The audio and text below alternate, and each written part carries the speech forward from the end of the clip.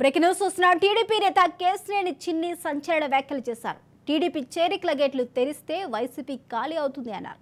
80% మంది వైసీపీలోకి రావడానికి సిద్ధంగా ఉన్నారని, విజయవాడ పార్లమెంటు పరిధిలో వైసీపీ ఖాళీ అవడం ఖాయమని సంచలన వ్యాఖ్యలు చేశారు.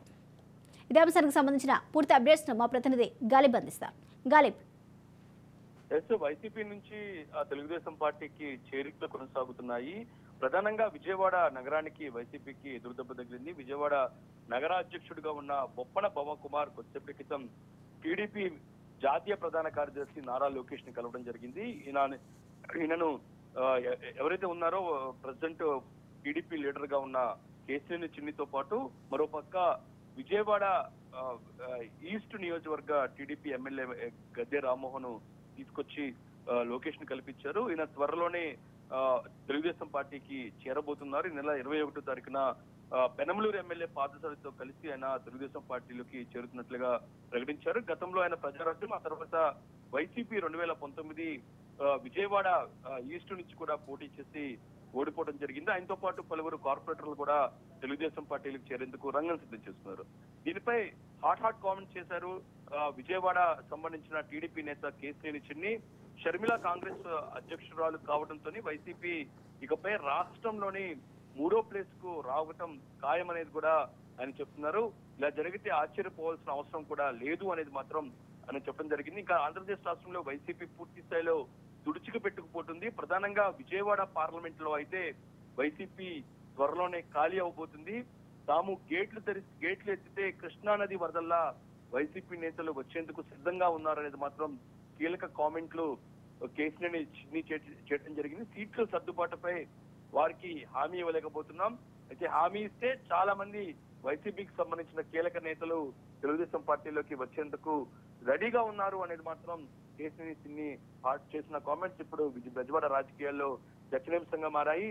ఎందుకంటే మరోపక్క పెనమలూరు సిట్టింగ్ ఎమ్మెల్యే వైసీపీకి సంబంధించి పార్థసారథి, మరోపక్క తిరువూరు ఎమ్మెల్యేగా ఉన్న రక్షణ నిధి కూడా పార్టీలో జాయిన్ అయ్యేందుకు రంగం సిద్ధం చేస్తున్న నేపథ్యంలోని తాజాగా పవన్ కుమార్ పార్టీకి సంబంధించిన కీలక నేత లోకేష్ ను కలిసిన నేపథ్యంలో రాబోయే రోజుల్లో మరింత చేరికలు ఉంటాయనేది మాత్రం ఇండైరెక్ట్లీ కామెంట్స్ మాత్రం కేశినేని చిన్ని చేశారు. కేశినేని కామెంట్స్ చేసిన నేపథ్యంలో మరింత మంది ఎవరు వైసీపీ నుంచి టీడీపీకి రాబోతున్నారనే చర్చ ఇప్పుడు బెజవాడ రాజకీయాల్లో నెలకొంది.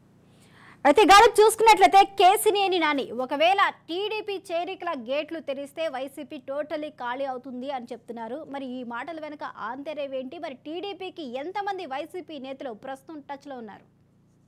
ఎందుకంటే ఇటీవల కాలంలో వైఎస్ఆర్ కాంగ్రెస్ పార్టీ దాదాపు 50 నుంచి 80 మంది సిట్టింగ్లను పక్కన పెట్టి కొత్త వారికి అవకాశం కల్పిస్తుంది. దీంతో చాలా మంది అసంతృప్తి జ్వాలలు ఇప్పుడు వైసీపీలో కనపడుతున్నాయి. అది కూడా బెజవాడ రాజకీయాలు, కృష్ణా జిల్లా ఉమ్మడి రాజకీయాల్లోని సీనియర్ నేత పార్థసారథి పార్టీ వీడేందుకు సిద్ధంగా ఉన్నారు. దాంతో పాటు ఆయన బాటలోనే రక్షణ నిధి ఎవరైతే తిరువూరు సంబంధించిన ఎమ్మెల్యే కూడా రెడీగా ఉన్న నేపథ్యంలో రాబోయే రోజుల్లోని మరింత చేరికలు ఉండే అవకాశం ఉన్నట్లుగా కేశినేని చిన్ని చెప్తూ ఉన్నారు.